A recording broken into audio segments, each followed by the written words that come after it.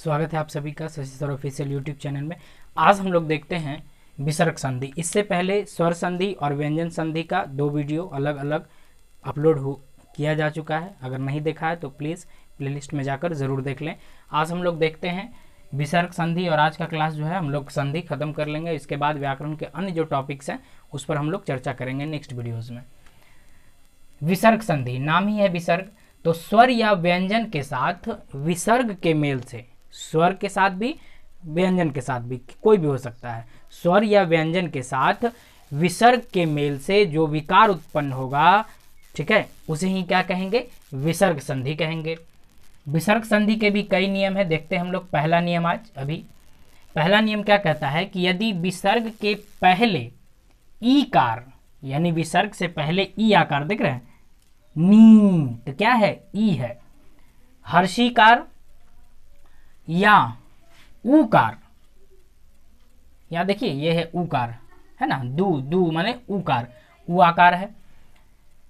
ऊकार आए और विसर्ग के बाद का वर्ण, विसर्ग के बाद यानी विसर्ग है और इसके बाद का वर्ण, उसके बाद का वर्ण क्या है?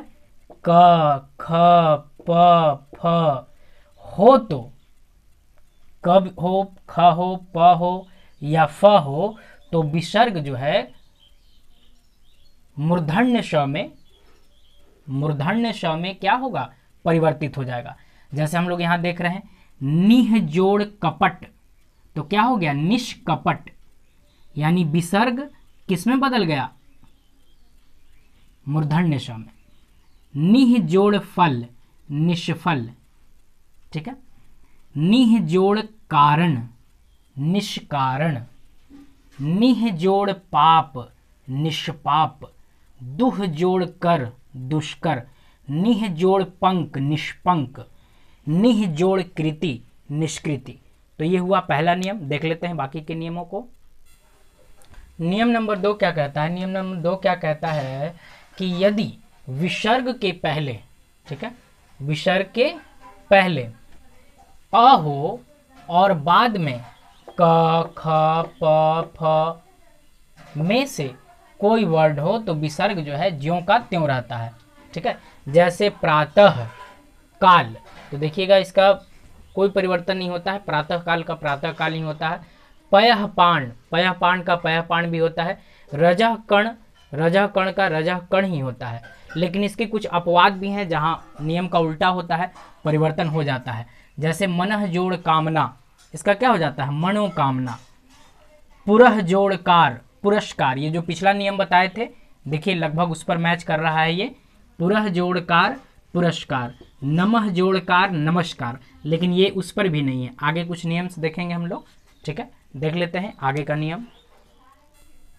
तीसरा नियम देख लेते हैं जरा सा। यदि हर्षीकार, दीर्घोकार, यानी छोटा ई और छोटा ऊ के बाद विसर्ग हो, जैसे देखिए छोटा ई या छोटा ऊ के बाद विसर्ग हो और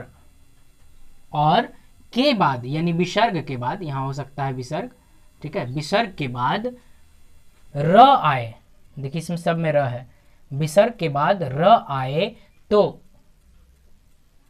छोटा ई का बड़ा ई हो जाएगा, यानी हर्षीकार का दीर्घीकार हो जाएगा, और हर्षुकार जो है दीर्घुकार बन जाएगा, और विसर्ग क्या होगा? लुप्त हो जाएगा या विसर्ग का लोप हो जाएगा। जैसे ये देखिए हर्षीकार है निह जोड़ रव, और यहाँ क्या हो गया? दीर्घीकार नीरव, विसर्ग का भी लोप हो गया और हर्षीकार किस में बदल गया? दीर्घीकार में। निह जोड़ रस, नीरस, हर्षीकार बदल गया दीर्घीकार में, विसर्ग का लोप हो गया। निह जोड़ रोग, निरोग, हर्षीकार दीर्घीकार में बदल गया और विसर्ग का लोप हो गया। दुह जोड़ राज, दुराज, यहां भी देखिए यही नियम चला। निह जोड़ रज, नीरज। चलिए अब चौथा नियम देख लेते हैं जरा। चौथा नियम कहता है कि यदि विसर्ग के पहले अ या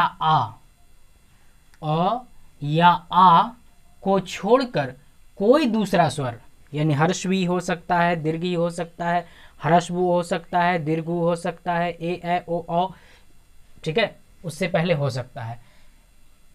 और विसर्ग के बाद कोई स्वर हो, विसर्ग से पहले अ आ को छोड़कर कोई दूसरा स्वर, और विसर्ग के बाद कोई स्वर हो, या किसी वर्ग का तृतीय, चतुर्थ या पंचम वर्ण, या फिर य, ठीक है, इसको बढ़िया से लिख देते हैं जरा, य, र, ल, व, ह, इनमें से कोई हो तो विसर्ग के स्थान पर र हो जाएगा। विसर्ग जो है किस में बदल जाएगा, र में बदल जाएगा। जैसे यहाँ एग्जाम्पल्स देखिए लिखे हुए हैं, निह जोड़ उपाय, ठीक है, बदल गया निरुपाय।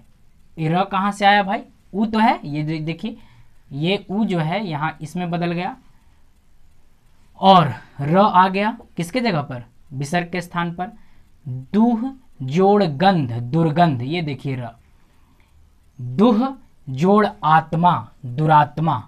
निह जोड़ झर, निर्झर। निह जोड़ गुण, निर्गुण। दुह जोड़ नीति, दुर्नीति। निह जोड़ जल, निर्जल। निह जोड़ विकार, निर्विकार। निह जोड़ मल, निर्मल। और फिर क्या है, निह जोड़ धन, निर्धन। इस तरह से हमारा चौथा नियम भी कंप्लीट। कुछ और नियम्स है, उसको भी हम लोग देख लेते हैं। देखते हैं अगले नियम को।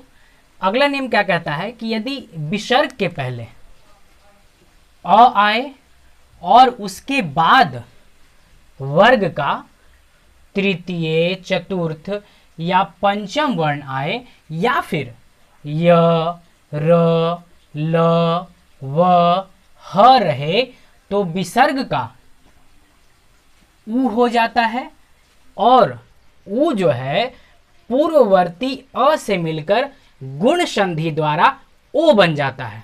ठीक है, गुण संधि हम लोग पढ़ चुके हैं, जो बच्चे नहीं पढ़े हैं प्लीज जाकर वीडियो देख लेंगे उसको। जैसे यहां देखिए, मनः जोड़ रथ, ठीक है, तो क्या बन गया, मनोरथ।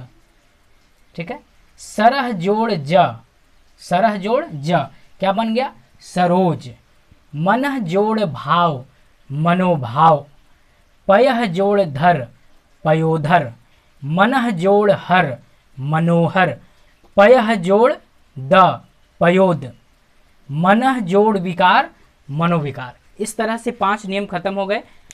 कुछ और नियम्स हैं, उसको भी हम लोग देखकर कंप्लीट कर लेते हैं उसको।